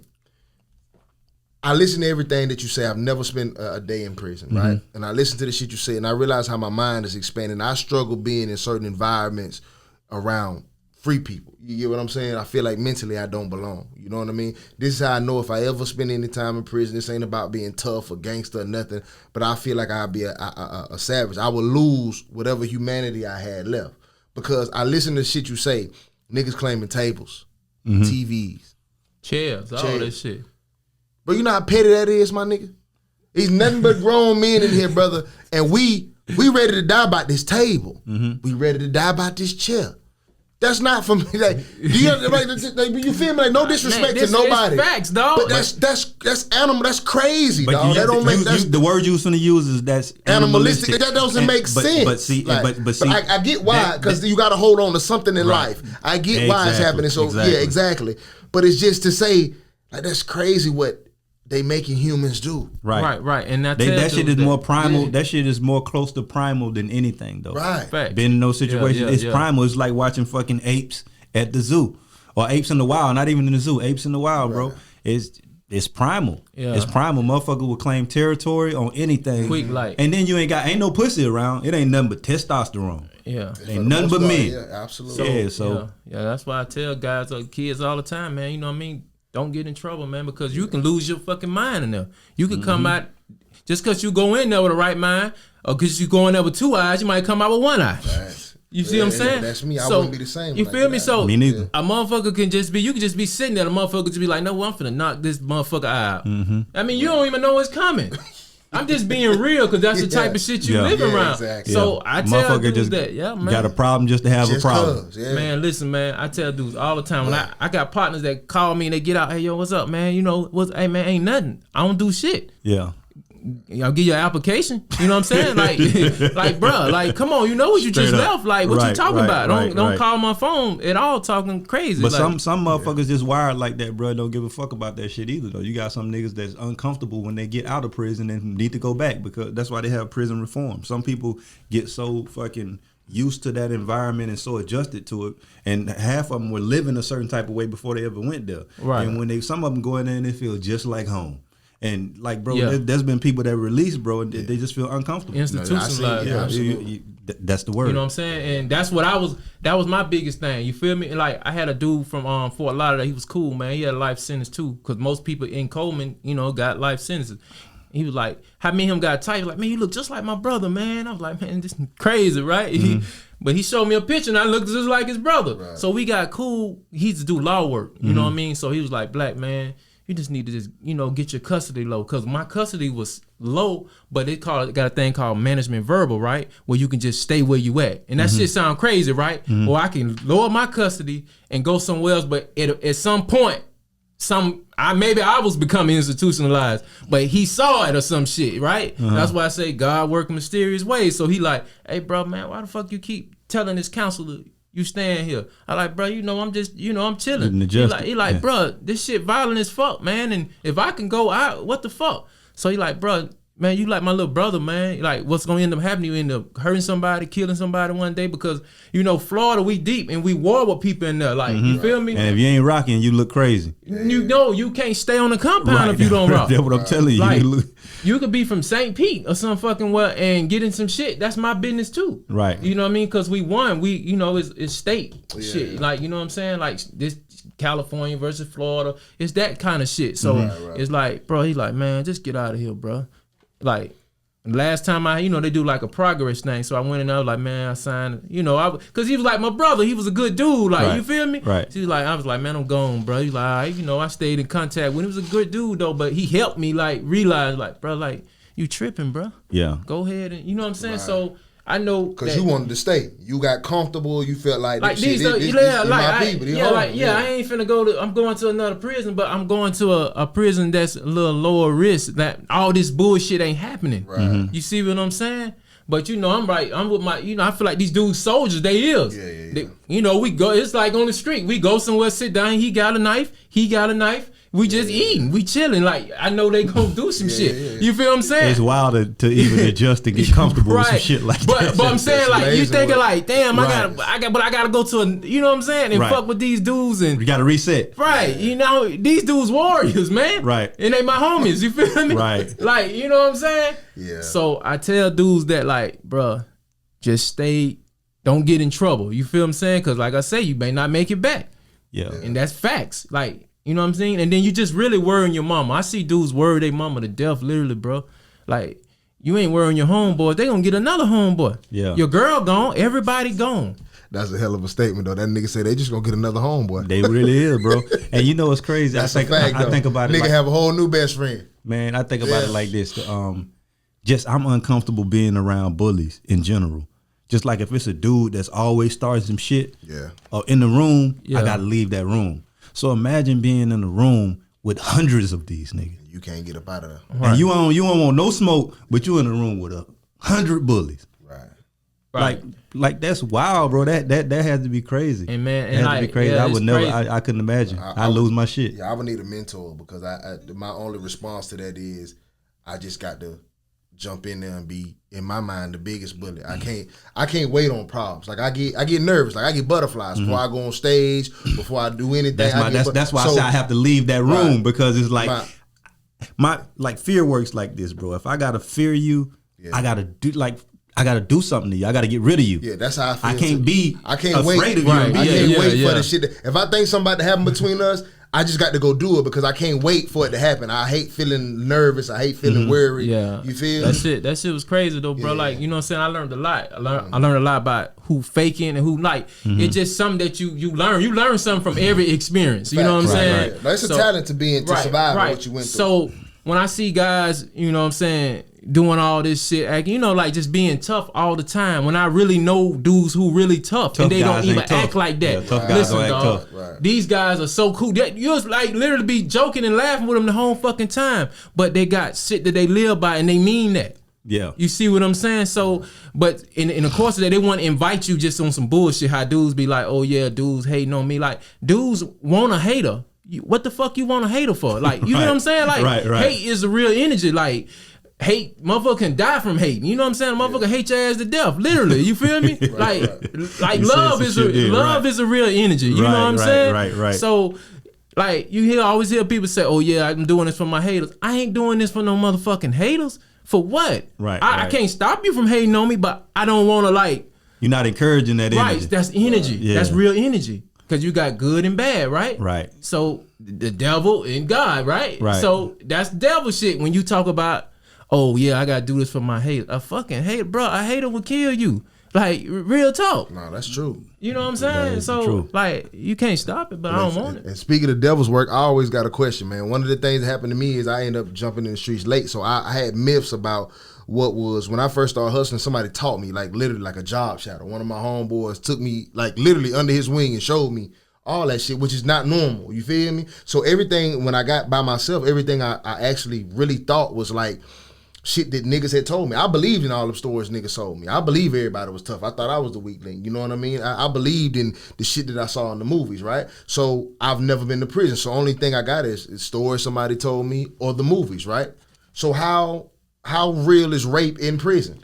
In every prison movie, there's a rape experience. Now, when niggas get out, they don't really want to talk about that. I will talk. Really like I said, I talk about, you know, everything because I want to educate a motherfucker to them knowing. Right. Like, dog, for real, it don't really happen like that. Right. So what happens with movies over exaggerate stuff. Yeah, they do portray. You see what I'm saying? But at the end of the day, who all in prison more? Us, right? You mean for colors? Right. Yeah. So black people. yeah, so they gonna make it look like this going, but it ain't. Like you feel what I'm saying? Right. You don't turn gay when you go to prison. How? You already gay. Mm-hmm. You see what I'm saying? Mm-hmm. And if you ain't gay and you don't want to be gay, dudes ain't gonna let that happen to you because it's stand up dudes in there. Nah, bruh. Right. You go take that somewhere else. He a man. Right. The same way, just like you see on the movie, like that shit was real. Like it's like that. Right. So a lot of times it just be people just coming up with their own shit and never even been in there. I've been in juvenile prison, state prison, and federal prison, and it never happened like that. You already gay when you come in there. Yeah. You just don't. Gotcha. I never thought you made a point, boy, that I never thought about when he said, "Who is usually in prison?" Yeah, that was us. Wonderful. And then he was just like, "That's why they over exaggerate that." And they've done that to us in theater for the longest. They take something they feel about us and they over exaggerate it, just like they used to say that black men were rapists, and in all they fucking racist ass films. What they call it with what do you do the blackface? What they used to call the films? Minstrel shows. Yes. We always be chasing women like monsters, like chasing white women and raping white women and eating animals and shit. Like it's just like they over exaggerate. So that makes sense. That makes perfect sense, and that puts something in perspective to me, and that makes sense. And all the documentaries. Never thought about that. The rapists that they put in front of the documentary to talk about rape, he be black. If I show you all this shit about prison, right? Yeah. And when you meet somebody from prison, right? you're gonna be terrified of them. You ain't gonna want to give them a job. You ain't gonna want to do shit for them. But who you don't want to give a job to? Me, right? Right. Look, it's me. Right. You see what I'm saying? Yeah. And guess what? They put the same fear in your family head too. Oh, he just got out of prison. Watch him. So now, this is the pressure that a lot of guys that get out of prison, they be under pressure because guess what? Even though they family love them, but they still got what's in their head of what they saw and what they think of a dude in prison. Right, so now this person that his mind may not be as strong as mine's or yours, he like, damn, man, I feel uncomfortable even around my family because you gonna feel that they kind of don't trust you. Right. I don't give a fuck how much they show they love you. You gonna like, damn, man, they don't really trust me. So now what happens, a lot of dudes go back to the streets or where they feel comfortable at. Right. Because they're those not people, welcome. Right. Those people accept you. Right. They're not welcome because of what the world has painted prison to be. You see what I'm saying? So if you're not in tune with that, you will never understand. You see what I'm saying? So you be like, oh yeah, like, and you think about it. Most people who have hurt you wasn't a person from prison that did the worst thing to you. They wasn't a person that was in prison. It's probably somebody who never did a fucking crime a day in their life to you, even period. Right. You know what I'm saying? It's just a perception that people put on people that go to prison. And like I said, and I'm just saying, this look who going. Right. You feel me? Yeah. So if we get this perception across, then guess what? You ain't gonna get no job. You ain't gonna do shit. You gonna go right back there, and we gonna make money off you again. Right, and then that justifies the fucking stigma when you forced into it. Humans are go into survival mode on anything. That's humans in general. Yeah. I think about the movie Saw, where it's just like it's only one of y'all getting out of here, and it's 6 of y'all. Eventually, in the beginning, you're gonna start trying to work together to get out of the situation. But after a while, you go into survival mode, and you'll kill and eat anything to get out of that situation. And that's what they force us to be. You're a good dude, you feel me? But if you're in a situation where you're starving and you got somebody you got to love to feed, you got to go to where it's at. Yeah. So that's crazy. You see what I'm saying? Like if you think about it from that perspective, like think about that. You know what I'm saying? You put that shit in perfect terms. I've never heard it put that way in all of the street documentaries I've watched and everything. That was brilliant, brother. Yeah. And to be honest, because stigmas do force people's actions in reality. Like I'm living proof of it. It's like, you know, my family's from Mississippi and Louisiana, like it's country. Right. So it's a difference between country poverty and city poverty. You know what I mean? So being raised in the country, like that's why I spend like my young days. I'm talking about, you know, 6, 7, 8, them stages, right? So you see a lot of poverty, but it's in the country. Everybody poor, like, you know what I mean? Everybody like that. You don't really feel like you're missing nothing. Then when we finally moved to the city, I saw what was project or what y'all would consider hood. I thought y'all was rich. Only because from the TV you see like dope dealers. They niggas had money. When I come to the city, man, y'all niggas had at the time, it was starter jackets and all that other shit, man. I thought hood niggas was rich. I never even knew that was poor. You feel me? So luckily for me, like I wasn't a person that was born into the streets. Like you might be a generational street person. Your dad and them might have been in it or whatever, you know. Right. My people country. So me coming to the city, naturally I gravitated towards people of poverty. You feel what I'm saying? Even though I wasn't born into no street shit, rich people when they said me, I'm broke. I don't have nothing. My people don't have nothing. So I can identify, I can identify people from the hood. So then sports was my first go-to. You understand? Exactly. So like I said, when that didn't work out for me and I came back around 19, 20, everybody I played sports with was not in the streets. You feel me? So when I'm back and I'm broke and can't figure out, naturally I'm turning to my homies. You feel me? Right. And now I'm instead of just being the big football player, now I'm out here active, living how they living, right? But here's the thing, like I said, everything was from a TV show. Everything was from what I thought was street. Right, so then, exactly. Right. So now I'm out here when I got by myself, when I started hitting my own licks and doing my own trap and having my own little plug, you feel me? I'm so animated, I'm the problem out here. But I'm acting like TV. Right. I don't want to be seen as the weak link. You get what I'm saying? Right. So like when I'm interacting with people or I'm doing this, I'm extra, I'm clutching, you know, I'm acting like it's going to be a problem and I'm causing my own issues because of what I had saw. And then realizing like, bro, just be you. Like these people out here just being like you said. The coolest cats is like you. Like you. They can have a conversation. They not being over the top. That's TV shit. Right, you feel exactly. me? So, and it took me a minute to like settle down and be like, okay, like I'm tripping. And that was the biggest thing that I learned from being around dudes that had real resumes that really had done this shit for real. Right. Like a gangster don't move like that. Right. Like if you really call yourself a gangster, is never loud. They don't move like that and they don't pretend. Right. Because when they move, they moving, and you ain't gonna never know they move. And you got to be wired a certain type of way to even be in the streets, bro. People like you and I get killed in the streets over time. Like if I still hustled, I probably wouldn't be here right now. And it's the same thing that got my partner Fresh killed. Certain animals don't belong in cages with other animals. Right. You feel me? Yeah. So for me, my heart too good for the streets. You feel me? I got too much compassion. Mm-hmm. You said it when I got ready to send that, when I was trying to get my page back from the hacker.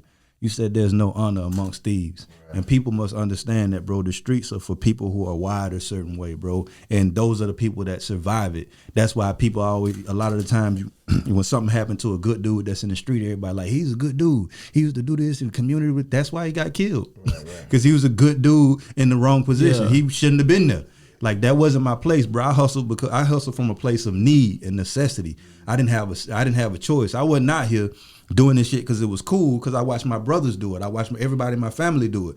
I'm generationally from the street, but I didn't want that. I wasn't designed that way. I wasn't wired that way. My folks was. But, bro, I went to school. I made good grades. You feel what I'm saying? I just happened to have both sides of it. I knew what both sides looked like. And I knew this side over here wasn't for me. So, but it's hard watching your mama not be able to pay bills, or you not have lights, or you not have food, and you the oldest one in the house.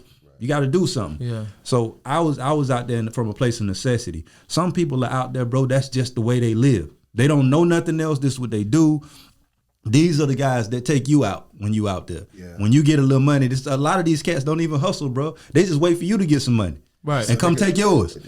You know, so it's like, bro, that everybody think the streets is just people selling dope. No, bro, the streets is robbers, the streets is murderers. All that come with the that. Streets is all of that. Right. It's all of that. Yeah. And good dudes with good hearts don't last long in the street. Right. When last time you been to a murderer's funeral? A murderer's funeral? Yes. I haven't been to one.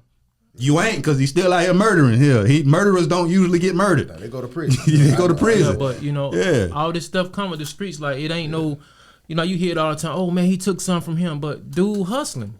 So you feel what I'm saying? Like, it's kind of like, if I'm hustling, I'm still like killing off people too. Yeah. Right. But you know what I'm saying? So, but dude, absolutely. So it all come with it. So so that's how a jack boy may look at you like, man, come on, man, this dude hustling. Yeah. So he get a pass, and I don't. Yeah. You see what I'm saying? It's all interconnected. Yeah. And absolutely. And that's definitely a role we play. Like you said, I don't think I would have been killed if I had remained active.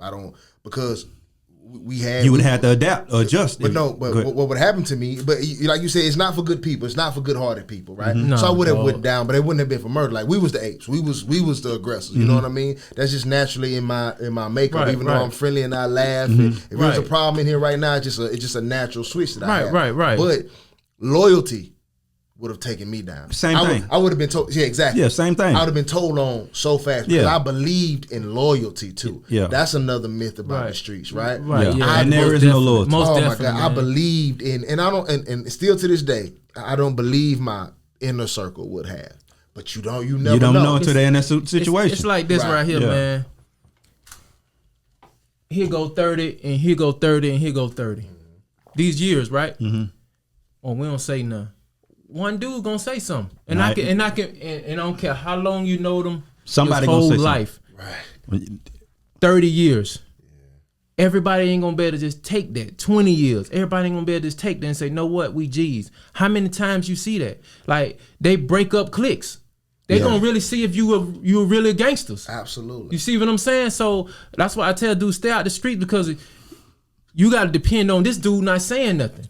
Yeah. You see what I'm saying? Like, do you believe in that? Do you believe your dog can do 30? A good exercise is this. You get your good exercise is this. You get 4 people, right? And you have them all hold hands, and you cut off their air supply, right? And you can only breathe when you let go, when you release somebody's hand. How many? You think all 4 people gonna suffocate? Nah, somebody gonna let go.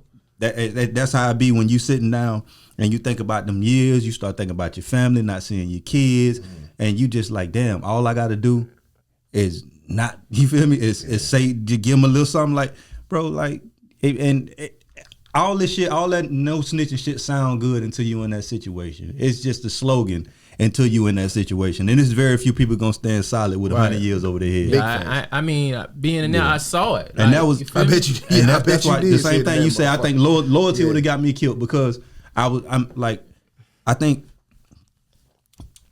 most solid. Like I've never been a tough guy, but I'm tough when I need to be tough. Right. So in a situation to where like I don't think nobody would have killed me from that aspect. It would have got me. I would have got killed by somebody close to me. Right. On some setup shit or some bullshit like that. That's what got my partner killed. He was no slouch. You feel me? But he just had a good heart. So it was like trusting the wrong people, giving shit to the wrong people, loving on the wrong people. That's what got me. That's what would have got me killed. Trust a motherfucker. Yeah, bro. Just like putting the wrong person in position, and then they let somebody around you that love them but don't love you. Right. I tell my cousin. I used to have my cousin used to always bring random people around me, and I used to tell him, I say, bro, stop bringing people around me. That's my nephew. I don't give a fuck who he is. Right. Your nephew love you. Your nephew don't love me. Right. Your nephew see the wrong shit around me or see me make the wrong move. Your nephew will tell your other nephew, and your nephew friend will tell his friend, and all of them will come cook my ass. Right. And you're gonna be at my funeral trying to decide if you're gonna be cool with your nephew or if you're gonna avenge my death. You feel me? Yeah, exactly, man. You just gonna say shit like I'm gonna stay out of it. Right. Now I'm dead on the house. Or you gonna just live with regret while I'm not here. Right. Yeah, so don't bring nobody around me, bro. Stop bringing fucking strangers around me, period. Yeah. Like, I don't need to meet nobody new. Right. I barely like your ass. Don't bring nobody around me, bro. But let me tell you why people get snitched on so much. And it's because the dumbest thing ever is real recognize real. No, the fuck it don't. Like, real experience is real. You understand? You can't recognize real. There is no look to real. There is no handshake to real. There is no flag to real. There is no place of birth that gives you real. None of that shit. It's just you can be from anywhere under any circumstances and be real. You understand what I'm saying? Mm-hmm. The not snitching thing is not a street thing. It is a human thing. You can see two little kids in the sandbox. Somebody crying, mama come over there crying, he push me. What he gonna say when mama walk off? You're a tattletale. Right. You feel me? Right. It's just human nature, like, hey, don't tell on me, bro. Right. Like, whatever we was just doing before mama got here, that between us, like, bro, we been throwing sand all motherfucking day. Right. And you just know. You feel me? That's just human shit. Right. You feel me? So the street code is not a street code. That's a human. It's supposed to be the rawest of human rules out here. Whatever we sign up for is what we sign up for. Right. That's the same thing as kids, right? Facts. So here's the thing. The reason why people get snitched on so much is because, especially nowadays, it's at an all-time high. It's always been a thing. There's always been people who will fold on you at any given time. You feel me? But the reason why it's so high now is because people don't even experience their homeboy stand on their own 2 feet while y'all out. Everything is group culture. It's group think. If there's a problem, we jump on a nigga. If it's a problem, we all go grab a gun and we shoot that nigga and we whatever. You never see your homeboy stand on his own 2 feet. So whenever you in that interrogation room and then they come tell you some shit like, oh boy saying you did it. You feel me? You don't have no benchmarks to go in your mind and remember when your dog stood on his own 2 feet. You feel me? So this is why I say like the people that I rock with, I've seen them be in circumstances where the consequences were gonna be heavy on them, and they rocked out. You feel me? And I'm talking about like 3 people. I ain't talking about no clique of niggas. I'm not talking about no 50 niggas in the game. Nah, that don't work. I done seen like 3 niggas stand on their own laurels when it comes to shit like that, right? Yeah. But y'all niggas ain't never seen y'all homeboy fight. Niggas grab their phone, like ops pull up, niggas go to grabbing their phone, like, hey man, nigga, they out here. Like, no, nigga, you said if a nigga make a rap song about you, he got the game behind him. Right. Even though you the nigga doing all the talking and rapping, but you saying us and the city and no nigga, you got the problem. Yeah, exactly. Right. Niggas don't believe in that shit no more. I had a homeboy, God rest his soul. He no longer with us, right?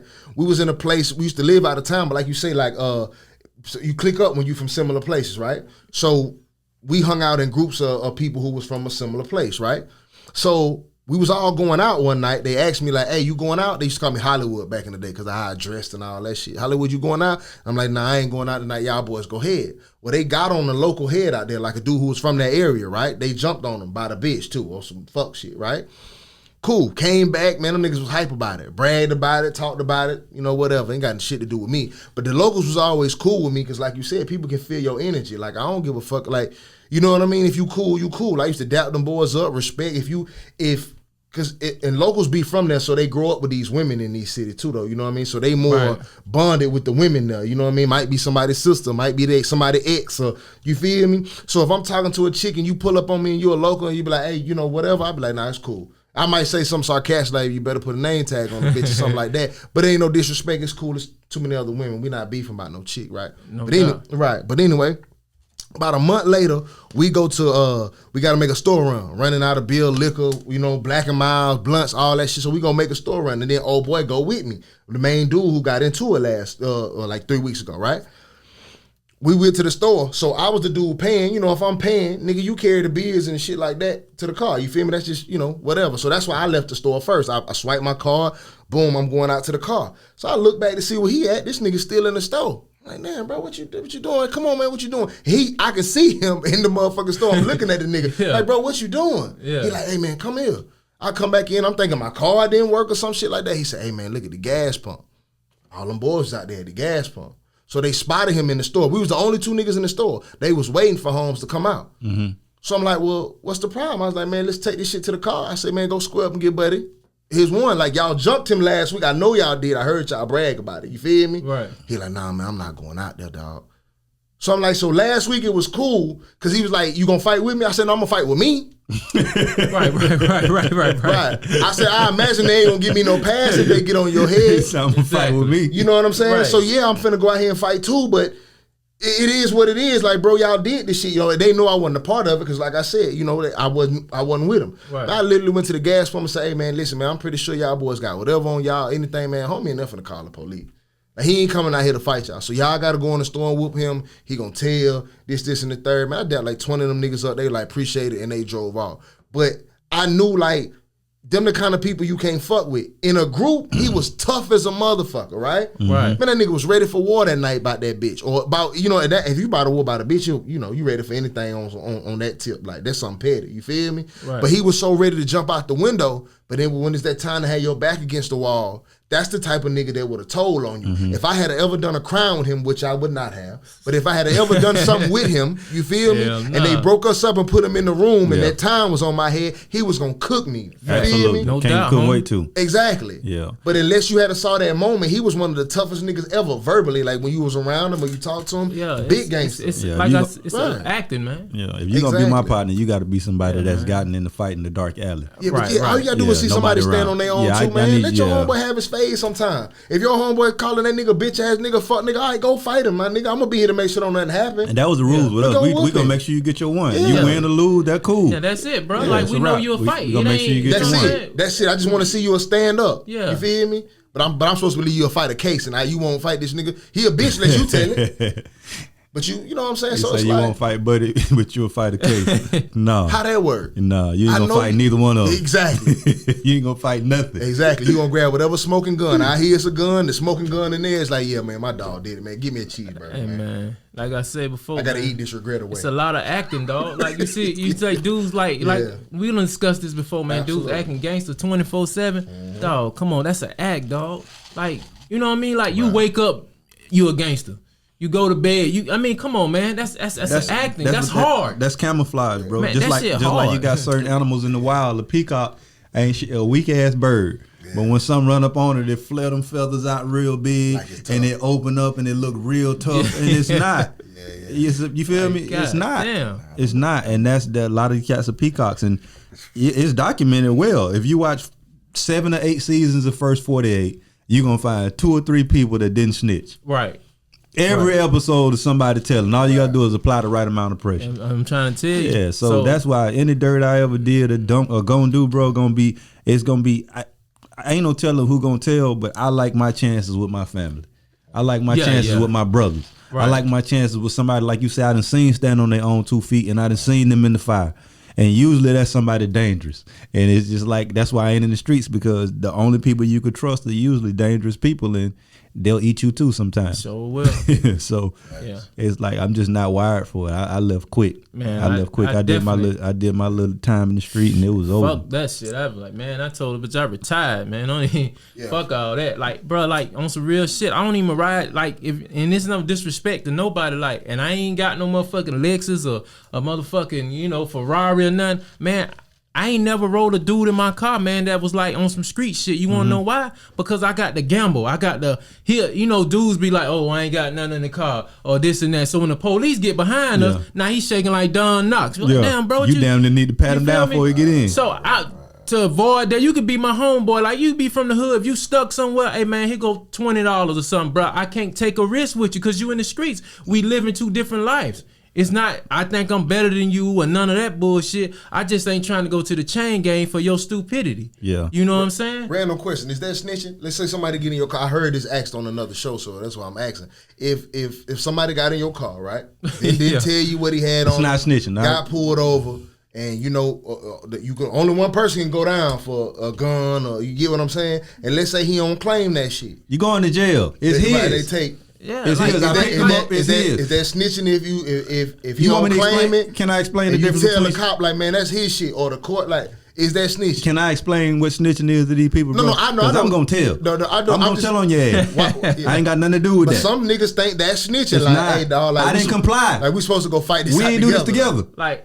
This, bro. I'm just curious. Yeah. If we both agree that we about to go do something, right, and we go do it, and we get caught, shut the fuck up. Yeah, no, I totally agree. I know that's. But if it's something unknown to me, you ain't tell me you got a gun. You told me you was straight. Right. None of that. And the police get behind us, and you like, bro, just even if I'm a street nigga too. I don't give a fuck what the label is, bitch. You going to jail. No, I'm saying. Let's say we both treat like we both with this shit, but you ain't tell me what you had. You did, because it's like, bro, at the end of the day, yeah, dead meat, bro. And now my thing is, I'm gonna give you the courtesy of when these folks pull us over. I'm gonna give you the courtesy. I'm gonna shut the fuck up and let you tell your story how you tell it. Yeah. But if that story don't add up with you owning what's yours, hey man, take his ass to jail. It seemed like to me, dude want a co-defendant because I'm just being real, because if you really a street dude, dog, you gonna let a dude know like what you got going on. You feel me? Because like I'm gonna think for your family, like bro, like when I was in the streets, like certain dudes I wouldn't even ride with them. Like nah, bro, go ahead, bro. I'm in the streets. Like I was one of them dudes that had respect. Man, I never get in nobody's car, and I know I'm on that, and don't tell you that like you would have picked me up back in the day. That's a red flag, bro. My thing is the fact that you ain't own up to that shit like you were supposed to when they found it, and you ain't say, man, that's me. Right. That's a red flag itself. I'm finna be in court going against you against some shit that I know ain't got nothing to do with. You gonna get there and tell them it was mine. If you ain't claiming it, what you gonna what other option do you have? You got to take the stand at that point. We ain't gonna even make it to the stand. But listen, okay, because the Troy Ave situation was wild as fuck. Y'all know Troy Ave? Yeah, I don't know the situation though. All right, well, Troy Ave was I don't know if it was his show, but he was at a main place. I don't know if it was Brooklyn or Manhattan, but it was a rap show that night. It was a place where you damn know it's supposed to have no guns in New York, period. You know how they gun laws. Ain't no damn near you ain't. Right, and they in a prominent area. They ain't in no hood or nothing. They had a show. So Buddy, who ain't fuck with him, was a nigga named Taxstone, which is that nigga was a podcaster. He was, he had a name. Like these two niggas with a name. Buddy came in that bitch and aired that shit out. And he supposedly dropped the gun in the little melee, right? Troy Ave was hit. Troy Ave picked up the gun and went to firing back in that motherfucker. He on camera firing back.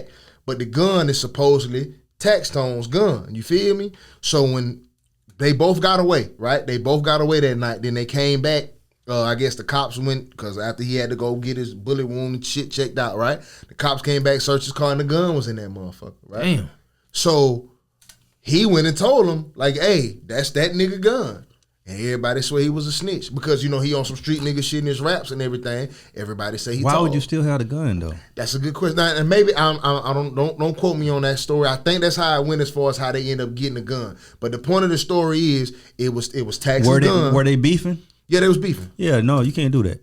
What, you can't tell? It's because you bro, that situation is. But I'm about to go to prison for your gun. You came to kill me. Like I ain't in here with no gun. I'm legally doing what I'm supposed to do in this area. You come to kill me. In the tussle, I grab your gun and fire back. But now the police taking me down because I'm the bigger rapper or bigger star. Mm-hmm. I'm going down for your gun. Yeah, no. Is that snitching? No, I don't know. It was sticky situation for me. But yeah, I'm like, damn, is that snitching? It's kind of it's not. My thing because is the street law is no telling. Period. Yeah, right. Yeah, but you in a situation like that, it's almost like a motherfucker being in your car and dropping the fire on you. They're kind of close to that situation. Bro, I didn't ask for this.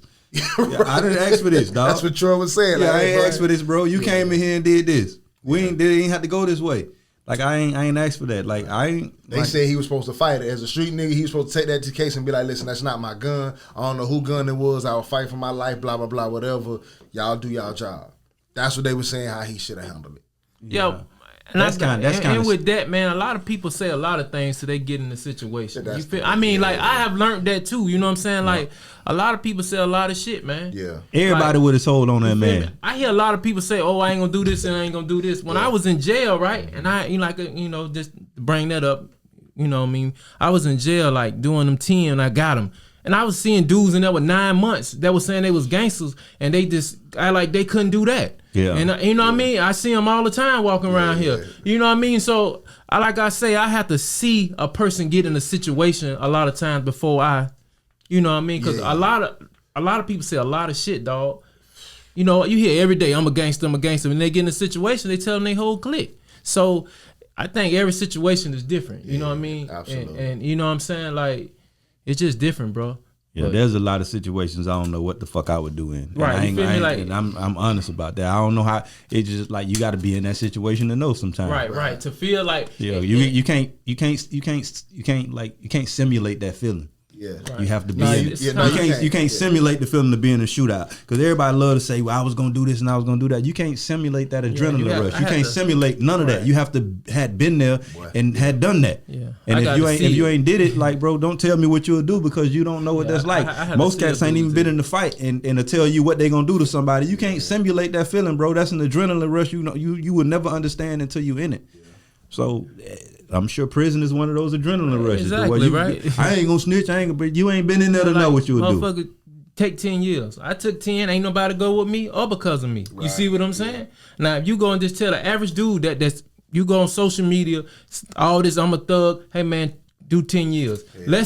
How many of them niggas you think will tell?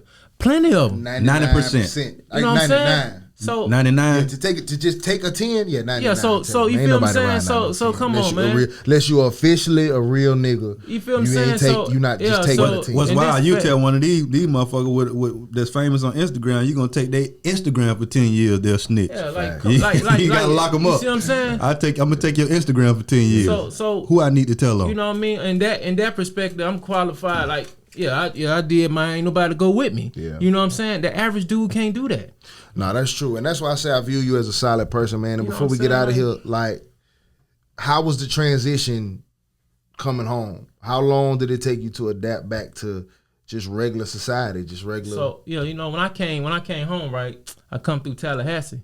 So I'm off the bus. I get on the bus and shit, right? So I see everybody just looking. I'm talking about everybody fucking head down. Yeah.